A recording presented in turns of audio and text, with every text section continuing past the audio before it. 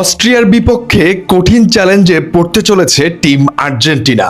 তবে এই মুহূর্তে অস্ট্রিয়ার চাইতে চিন্তাটা যেই জায়গাটাতে সবচাইতে বেশি সেটা হচ্ছে ড্যালাসের আবহাওয়া। আপনারা জানেন আর্জেন্টিনার পরবর্তী ম্যাচটি অনুষ্ঠিত হবে ড্যালাসে এবং সেটি স্থানীয় সময় দুপুর 12টার দিকে অনুষ্ঠিত হওয়ার কথা রয়েছে। মানে ওই জায়গার স্থানীয় সময় দুপুর 12টায় ম্যাচটি অনুষ্ঠিত হবার কথা, যেই জায়গাটাতে সেখানকার আবহাওয়া অধিদপ্তর বলছেন সেদিন তাপমাত্রা প্রভাব থাকতে পারে 40 ডিগ্রি সেন্টিগ্রেড। মানে 40 ডিগ্রি তাপমাত্রা নিয়ে আর্জেন্টিনা এবং অস্ট্রিয়ার ম্যাচটা খেলতে হবে। আর্জেন্টিনা এবং অস্ট্রিয়া দুইটা দলই এই 40 ডিগ্রি তাপমাত্রাকে সঙ্গে নিয়ে খেলতে হবে। সুতরাং এই জায়গাটাতে আমার কাছে মনে হয় আর্জেন্টিনার জন্য ম্যাচটা যেমন চ্যালেঞ্জিং, পাশাপাশি অস্ট্রিয়ার জন্য এই ম্যাচটা চ্যালেঞ্জ হতে যাচ্ছে।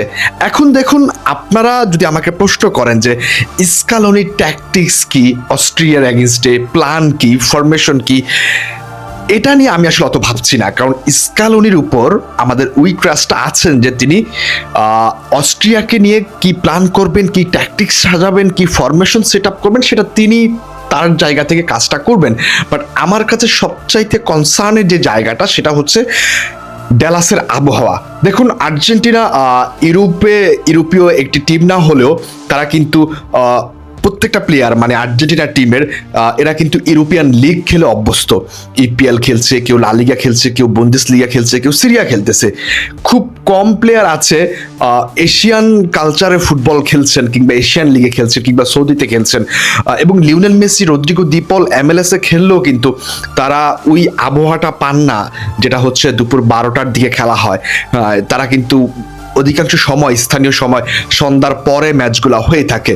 সো সেই জায়গাটাতে আর্জেন্টিনা প্লেয়ারদের জন্য এবং পাশাপাশি কিন্তু অস্ট্রিয়ার প্লেয়ারদের জন্য এটা একটা চ্যালেঞ্জিং হতে যাচ্ছে ড্যালাসের এই কঠিন রোদকে চ্যালেঞ্জ জানানো, কিংবা ড্যালাসের এই গরম আবহাওয়াকে চ্যালেঞ্জ জানিয়ে ম্যাচটা কন্টিনিউ করা। দেখুন, অনেকের কাছে হয়তো এটা হাস্যকর লাগতে পারে যে একটা ম্যাচ কেন তারা এত গরমে খেলতে পারবে না। দেখুন, যখন কাতার ওয়ার্ল্ড কাপে নিয়ে আমরা কথা বলেছিলাম যে প্লেয়ার আসলে কিভাবে সারভাইভ করবে যে এই গরম সাথে নিয়ে, তখন কিন্তু কাতার কিন্তু স্টেডিয়ামের ভিতরে সেই আইস কুলিং যে ব্যাপারটা, সেই সিস্টেমটা করেছিল, গরমটা যেন কম অনুভূত হয়। বাট মানে হচ্ছে অস্ট্রিয়া এবং আর্জেন্টিনার এই ম্যাচে কিংবা এই মাঠগুলোতে ইউএসএ কিন্তু ওই রকম কোনো কিছু বসার নিয়ে, যেটার জন্য আসলে প্লেয়াররা আসলে আপনার ঠান্ডা অনুভব করতে পারেন, কিছুটা কম তাপমাত্রায় খেলতে পারেন। সেই জায়গাটাতে বলতেই হচ্ছে দুইটা দলের টিমকেই আসলে গরমটা সাথে নিয়েই খেলতে হবে এবং এই হাই তাপমাত্রা সাথে নিয়ে খেলতে হবে।